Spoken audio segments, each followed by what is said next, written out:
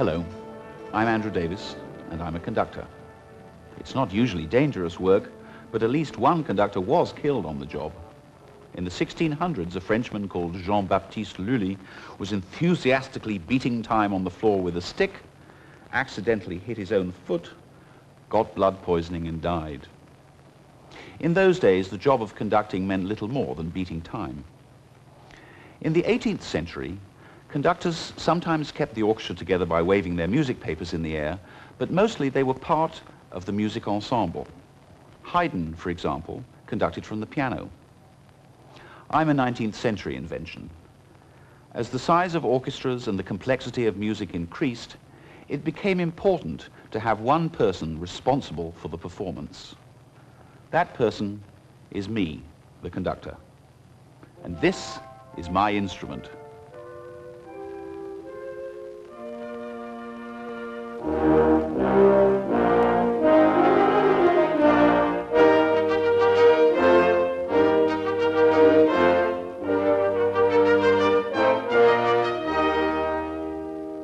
I'd like to tell you a little bit about each instrument, and then we'll make some music together.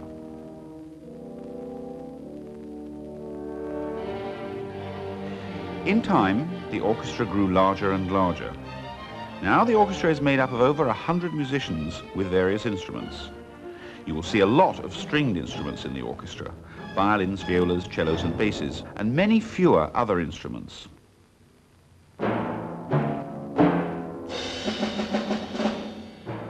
It's a question of balance. One loud instrument, the drum, will be heard over many violins. There are 4 families of instruments in the orchestra: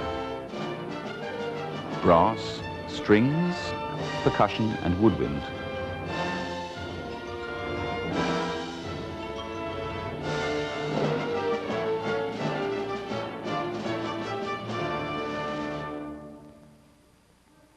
The woodwinds in the orchestra are wind instruments made of wood.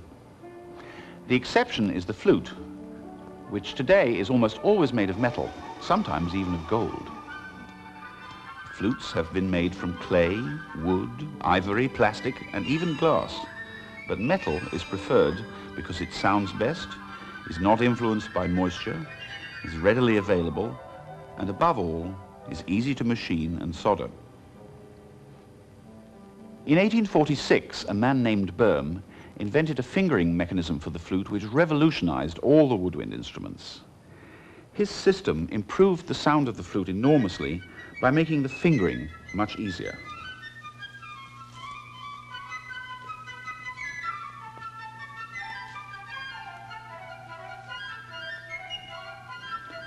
Flutes come in all kinds of pitches and sizes, and the highest of them, the piccolo, is the smallest instrument in the orchestra. It's a fairly recent invention and didn't become generally used in the orchestra until about the middle of the 19th century. It always amazes me looking at this instrument. I know so many piccolo players with enormous hands. How can they possibly do it? Double reed instruments like the oboe have been around for a very long time, at least 4,000 years. The principle of the instrument is really that the pitch is determined by the length of the pipe. So if I cut the end of the straw, the sound will go up. The sound is produced by blowing on 2 thin reeds which vibrate together. Have you ever tried to blow a blade of grass between your fingers? Perhaps that's how the oboe was first invented. In skilled hands, the oboe is a gorgeous instrument.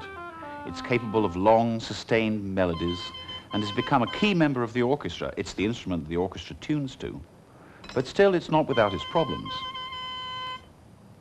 I used to demonstrate this wind problem for 6th graders, and I would challenge them to hold their breath with me while I play the opening of the Tchaikovsky Fourth Symphony slow movement, that second movement of that.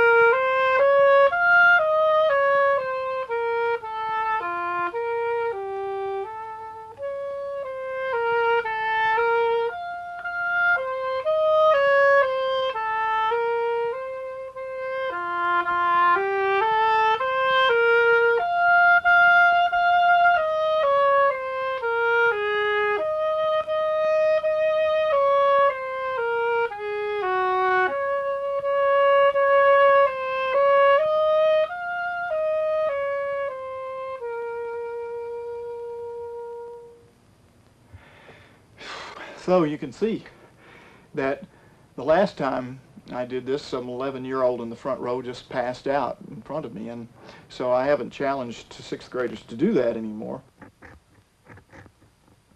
The reeds are made of thin slivers from a wild grass which grows only in the south of France. This cane has to be dried, split, gouged, scraped, folded, tied together and scraped some more to paper thinness, and then it may or may not work. So every oboist must spend hours and hours woodworking before he can even begin to play his instrument. And the same is true for the bassoon, the oboe's big brother. It's one of the most awkward, if not the most awkward, woodwind instrument to play because there are 33 keys and 5 holes, and the fingerings are normally very awkward, and it's, you know, it's just a big bundle of sticks, as they call it. That's what fregato means. The bassoon generally forms the lowest part of the woodwind section, but it can play a wide range of notes. Its upper register has a unique and beautiful sound.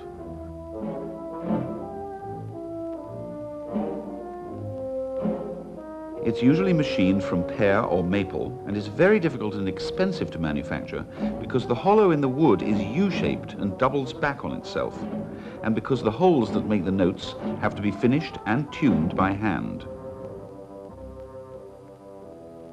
But sometimes the clarinet player gets an opportunity to shine. The entire orchestra quiets down, the conductor looks at him, and there he is for 8 bars in his glory.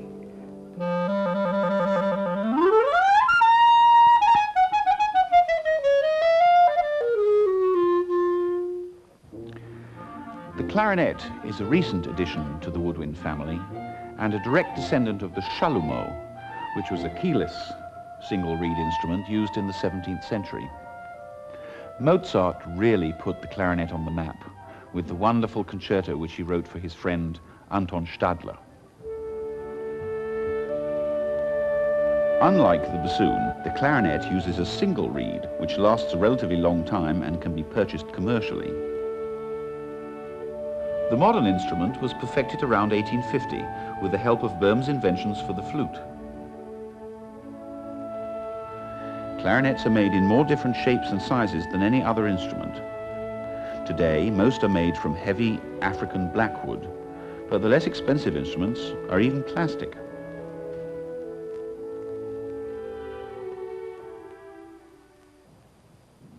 Look at this tiny violin, and this is not the smallest one you can find by any means. String instruments are the only ones that are made in kids' sizes. Unlike the woodwinds, stringed instruments which are old have an astronomical present-day value. An old violin, a Stradivarius for instance, sells for hundreds of thousands of dollars. The irony is, not a single Stradivarius violin has come down to us in completely original condition. With the advent of larger concert halls, instruments had to have a more brilliant sound to be heard. Metal strings replaced gut and were tuned higher and higher, putting more and more pressure on the instrument so that all the old violins had to be strengthened and fitted by master craftsmen so they wouldn't break under the stress. The varnish on the finest old violins remains something of a mystery today. No one knows what it's made of, or for that matter why an old violin sounds so much better than a new one. Who knows? Perhaps 300 years from now, some violins made today will be considered masterpieces tomorrow. While it could be said that the violin attained the perfect acoustical size and shape 300 years ago, that's not so with the viola. The viola sounds a fifth lower than the violin, but it's only 1/7 larger. If it were the right size, it would be too long for the player's arm. Perhaps basketball players should take up the instrument. As every beginner knows, and every long-suffering next-door neighbor too, stringed instruments are notoriously difficult to play in tune. The exact notes are not marked on the fingerboard, so the player must learn by feel and instinct where to place the fingers.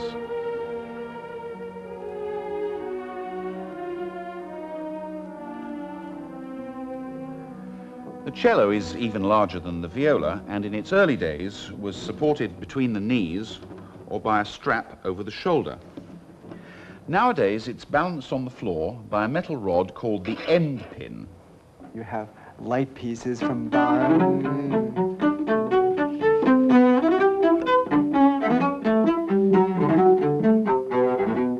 Traveling with a cello is the most difficult part of the profession. There's some airlines that put the cello in first class and you sit in cabin class or whatever. And they're just incredible amounts of hassles, even if you do buy a seat for it. I imagine a bass player would have maybe twice the problem, but and so thankfully I'm not involved in playing the double bass, which was my original intention. The instruments are not as standardized as the violins. For example, some are larger and deeper, and therefore not as brilliant in the upper register. Some are smaller and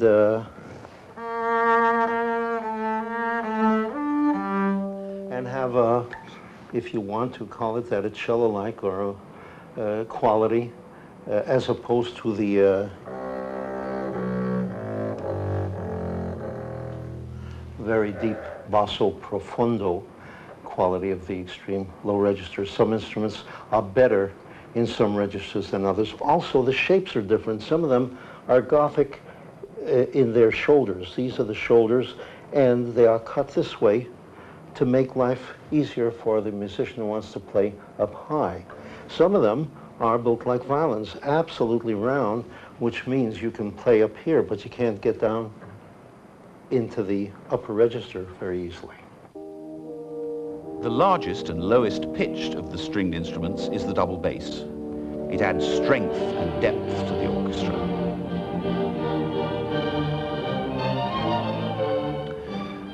Double basses vary in shape and size more than any other stringed instrument. One enormous giant called the octobass was so huge it needed two people to play it. One to draw the bow across the strings, and the other to make the notes.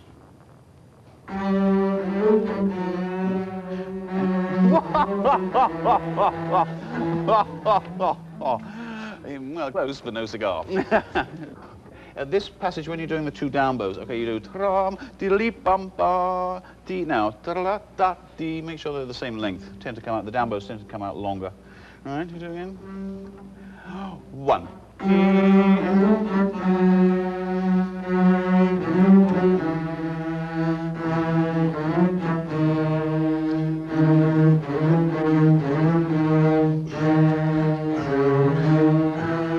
We also do other things. We do play a little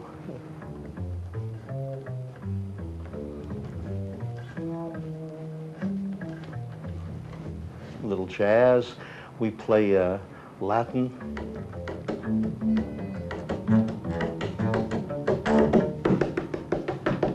And we do things that the violinists simply don't dream about, so we are quite excited about being bass players.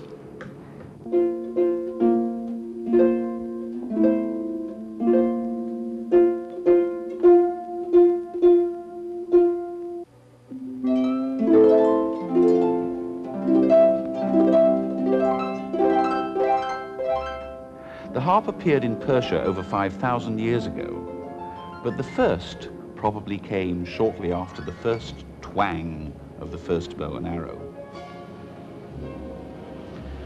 The Irish harp of the 9th century is the earliest European instrument, and the harp is still the Irish heraldic symbol today. The harp has a very special effect, which gives it a unique sound in the orchestra. It's called the glissando, where the player's fingers sweep up and down the strings.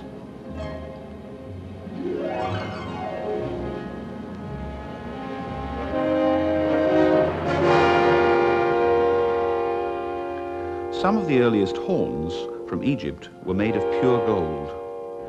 Immediate ancestors of the modern horn were hunting horns. After various changes in shape and size, similar instruments began to appear at the end of the 17th century, but these could only play a few notes. 18th century horns were equipped with tubes to vary the length and pitch of the instrument. The modern horn was born around 1815 with the invention of valves. All brass instruments today are folded or wound or twisted for convenience, so they come in all shapes and sizes. If you uncoiled the horn, it would be over 16 feet long.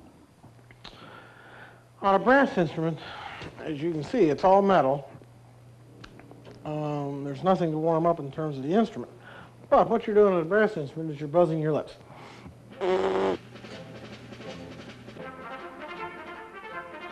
You all know the sound of the trumpet from jazz, but the earliest trumpets could only play 1 or 2 notes.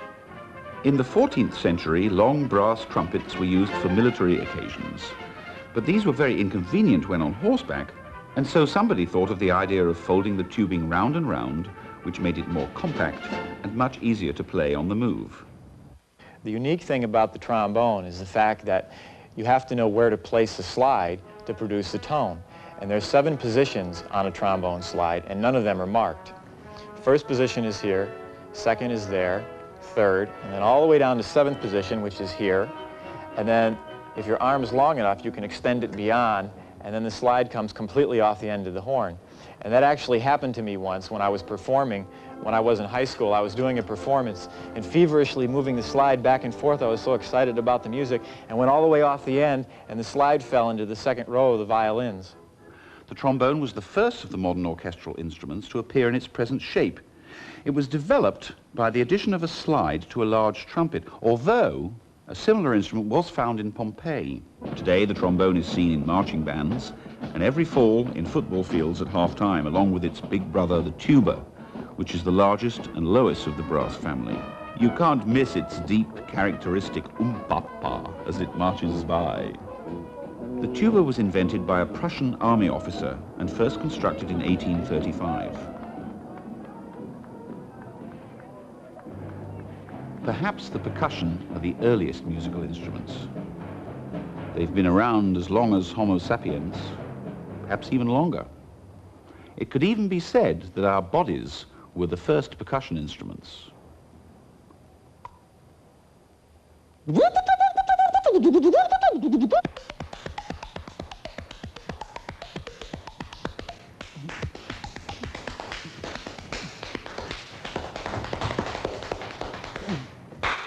So the world is my instrument.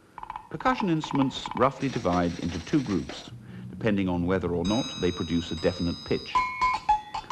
Percussion without definite pitch, like the bass drum, cymbals, snare drum, castanets, tam-tam, and whip, and those with pitch, like the xylophone and the timpani.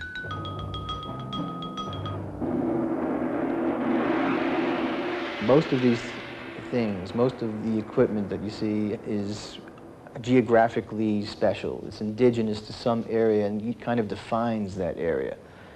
And for instance, the New York Philharmonic is going on tour this summer to Asia, and of course that is gong heaven. The timpani are also called kettle drums. The kettle drums are particularly important in the orchestra because, unlike many other percussion instruments, they can take part in the harmony. A minimum of 3 drums is used in the modern orchestra to avoid constant retuning. Early kettle drums were used to make as much noise as possible to scare the enemy. The earliest were tuned by tightening the animal skins on top of the drums by hand. Later, various mechanisms were invented to make tuning easier. Today, kettle drums are quickly tunable. And now we come to old bones, as it's called, the xylophone. The earliest instruments came from Africa and Indonesia, where they're still played today. The xylophone has a series of resonant bars of wood or synthetic material tuned to an exact scale and arranged much like the keyboard of a piano. One of the first composers to write serious music for the xylophone was Camille Saint-Saëns, more than 100 years ago, when he wrote his Danse Macabre, in which the xylophone is used to depict the rattling of skeleton bones.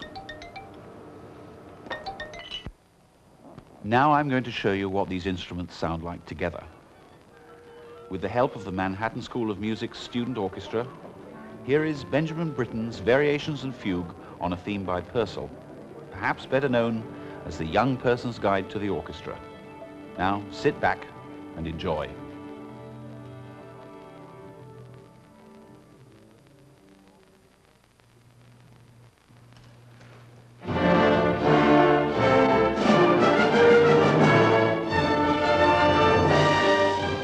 The Young Person's Guide to the Orchestra begins with Henry Purcell's theme, played by all the orchestra together, and then by each of the 4 groups of instruments.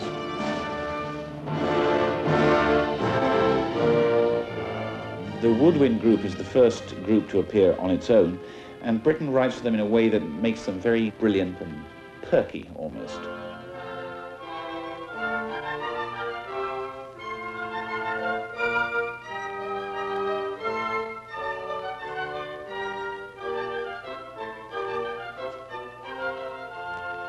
Quite a different mood comes from the brass, because they have this much more powerful and aggressive sound.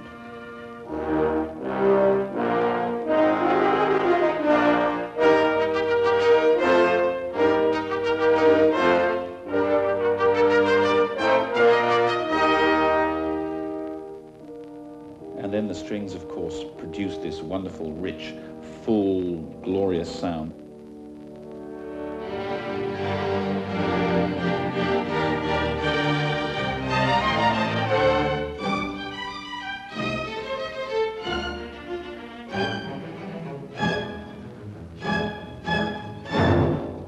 You all know what the percussion sounds like.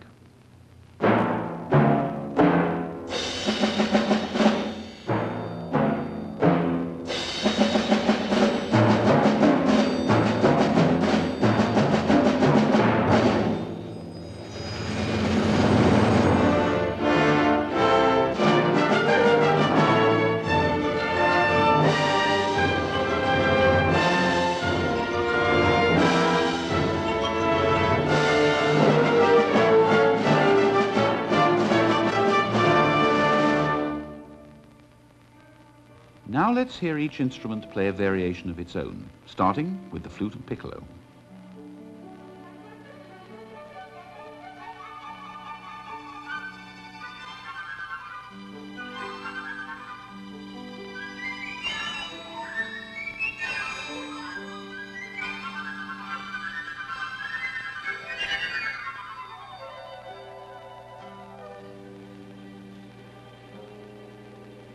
Now the gentle, melancholy sound of the oboes.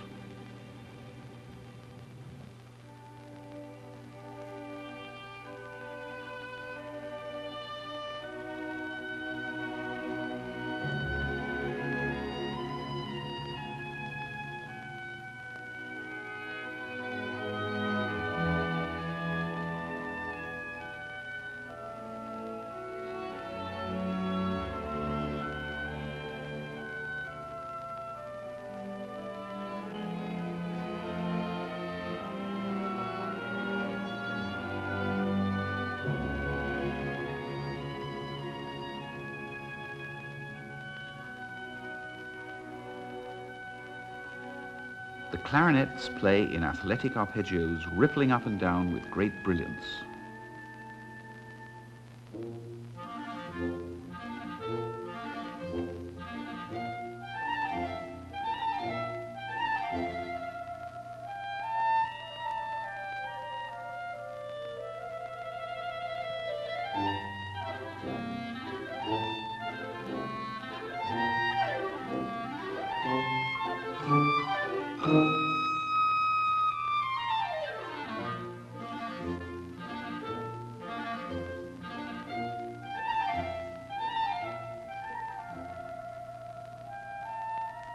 The bassoons add a humorous note to the music.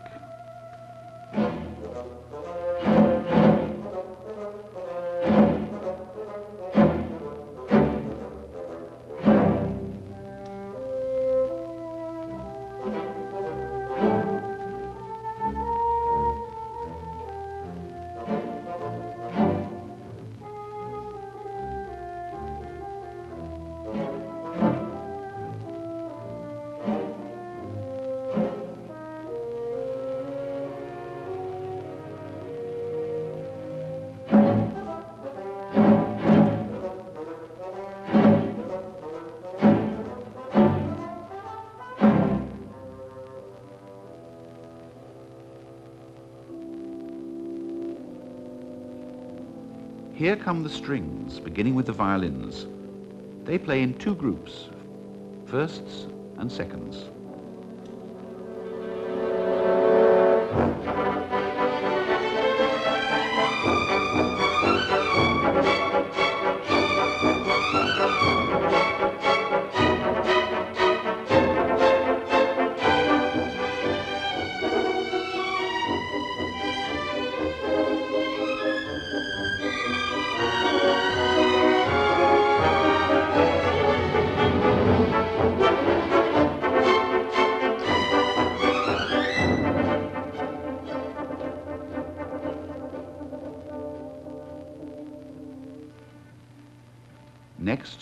deeper, more reflective sound of the violas.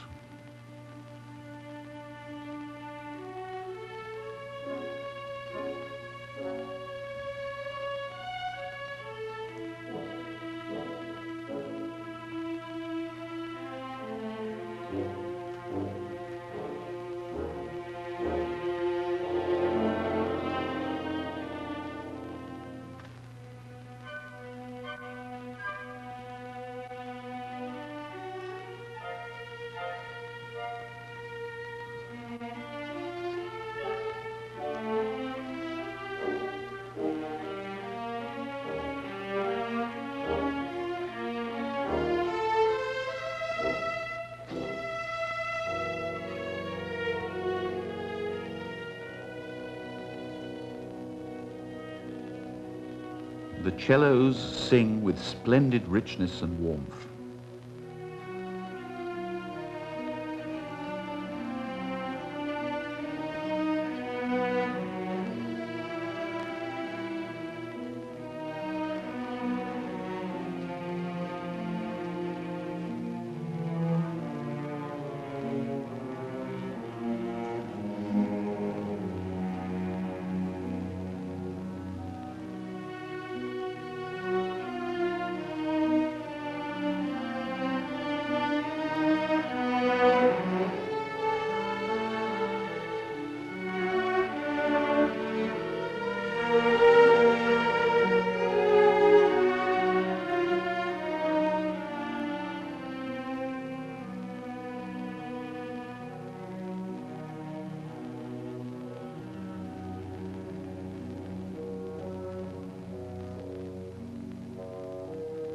And here are the double basses warming up.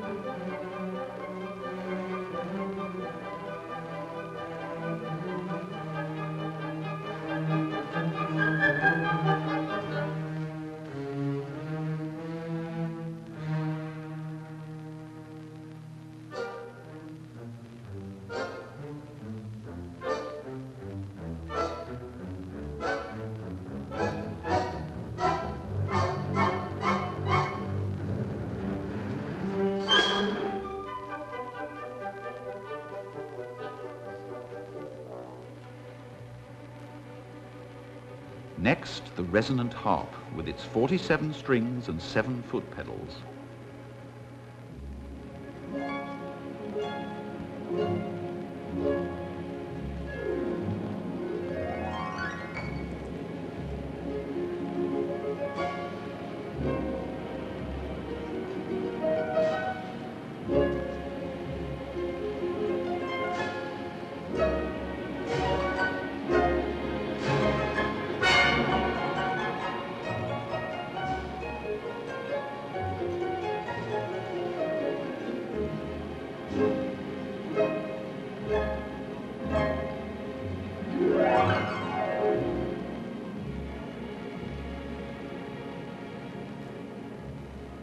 The brass family begins with the horns. Their variation conjures up the ancient sound of the hunt.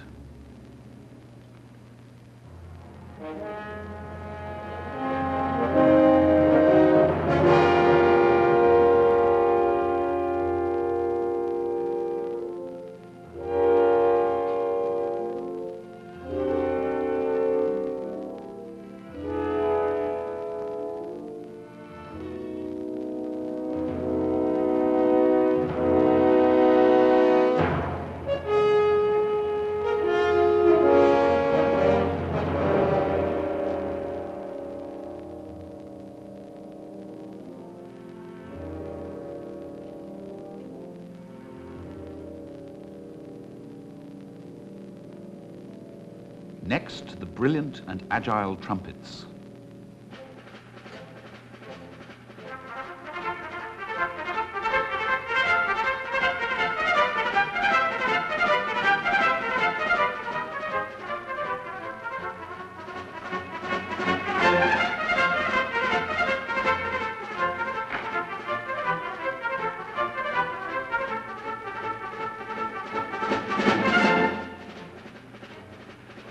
now the majestic trombones, and then the tuba.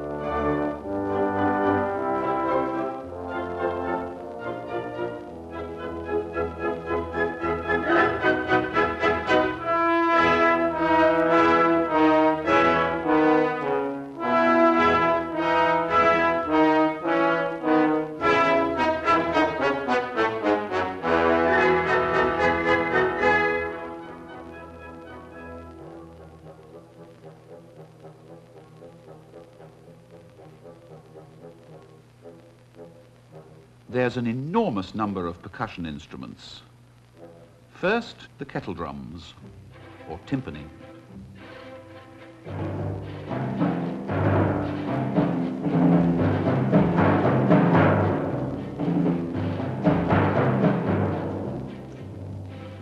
The bass drum and cymbals.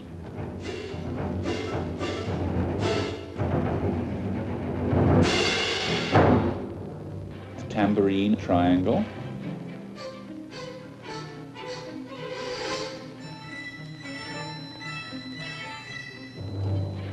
The side drum and Chinese block.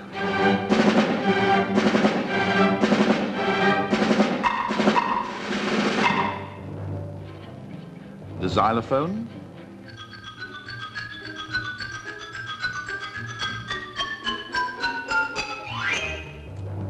Castanets and gong.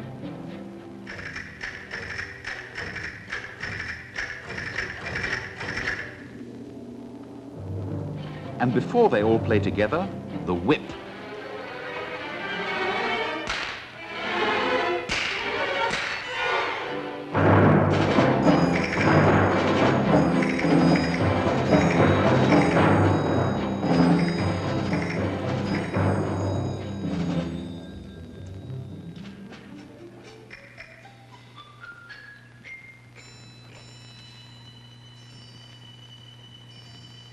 We've taken the whole orchestra to pieces. Now, let's put it back together again in a fugue.